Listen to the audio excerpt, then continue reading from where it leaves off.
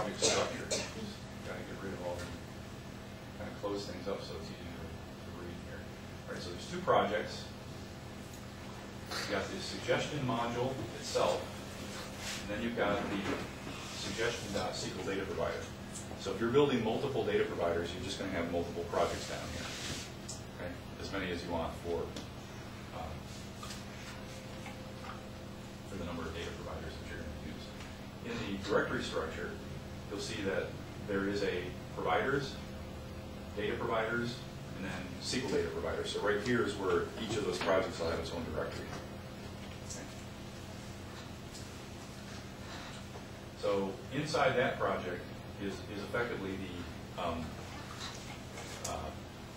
the concrete data provider that we talked about earlier.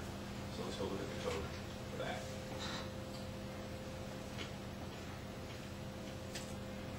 All right. So this is the SQL data provider.db file, and it's got a set of members which effectively just pick up the connection string, provider path, the object qualifier, the database owner. These are things that it picks up from the web config file. And this stuff is loaded automatically on your behalf by .NET.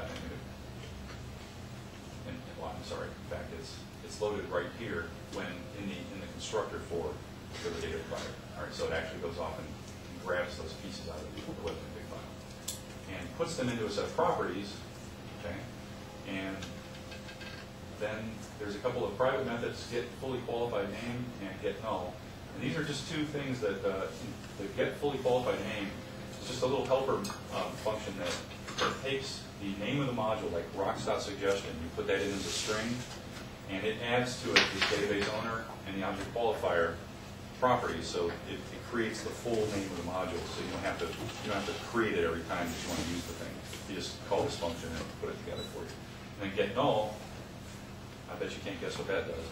It handles nulls coming back from the database. Right? You just wrap your data calls, and so that it deals with that for you. So then the actual public methods that we care about are all of those functions: add suggestion, delete suggestion. This is the CRUD procedures, the create, read, update, delete procedures that are typical for any database application. And what they are here, these are the actual SQL Server calls. So you can see that SQL helper is the data access application block object. All right, so SQL helper dot execute scalar, dot execute non-query, dot execute reader, and execute. Yeah, I guess not. There's another one too. But anyway, those are effectively the functions down into calling into SQL Server. All right, passing all your parameters through. And what it's returning typically on the outside end are, let's see here. Like data reader towards the top. Yeah. Well, yeah, like iData reader here. The problem is I'm having trouble. Okay, so in this case there's no return because it's a sub. That's what I was stuck on. I was looking at this one, trying to figure out where the return parameter was, and there isn't one. So that's a sub. So that uses execute non-query, since there's no return value. Execute scalar will return, for example, an integer. Okay. So very typical looking data layer. All right. So that's it. That's the concrete data provider. All right. It's very, very simple. There's not a whole lot here. You want this layer to be as thin as possible, for performance. You don't put a lot of business logic here. All right. So the next layer up then. Actually, still part of that. If we look at the rest of the project now, we can see that there's a component which contains a data provider file, and this is the abstract data provider. All right, remember that next layer up in the hierarchy. All right, so let's take a look at that guy real quick. So what this thing looks like is,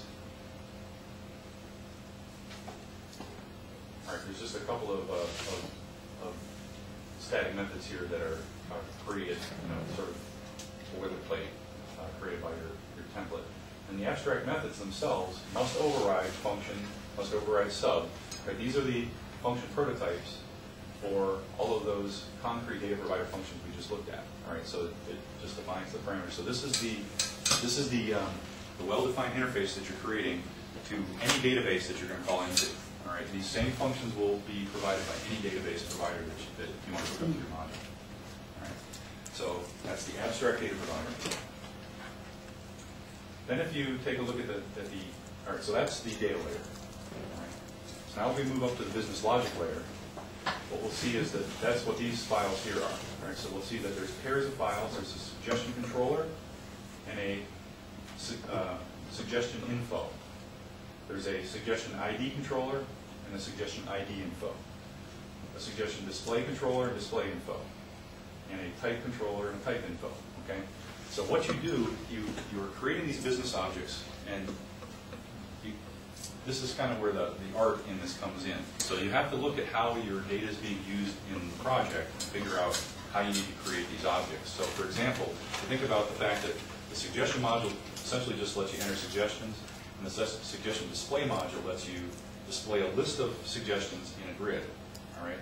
So the suggestion display info and controller are going to be the data that's data bound to that grid.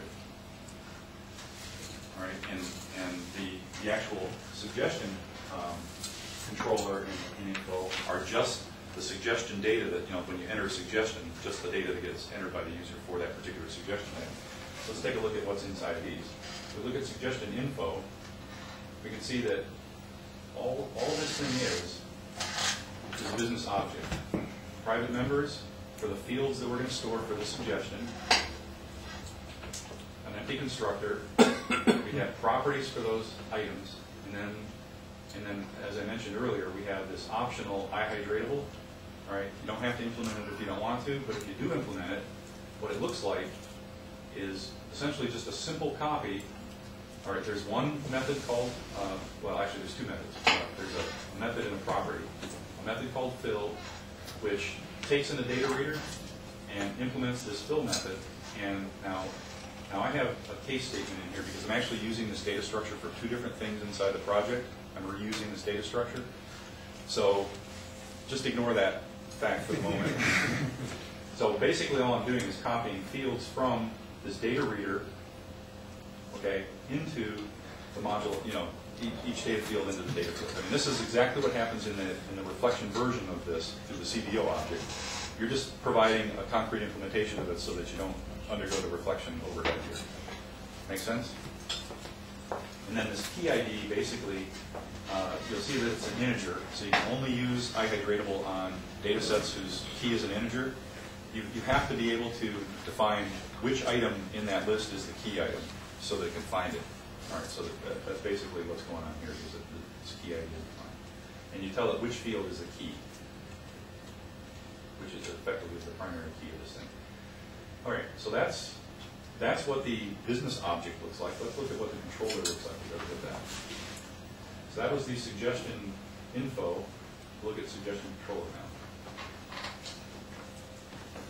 So what this guy does, you can see here are two more optional interfaces, the iSearchable and iPortable. So we'll look at those in a second.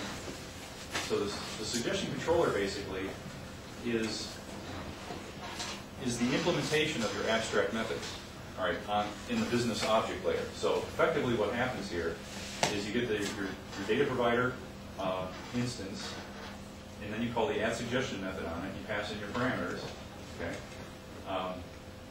For an addition, and what you're getting back here then is just the key. You're getting back an integer. That's so it inserts and passes back the ID of the field that was inserted. In the case of delete, nothing comes back. It's a sub, right?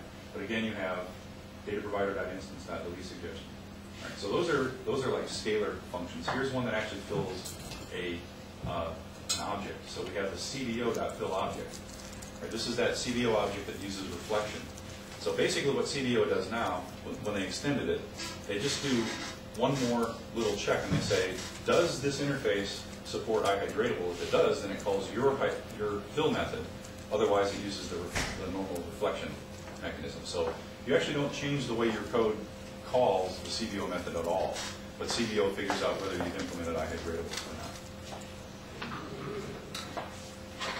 So these helper methods are what I was mentioning earlier, that make it, you got fill object, fill collection, that make it really easy to get data in and out of your data layer. And this is one of the things that I think appealed to a lot of people early on. And they said, you know what?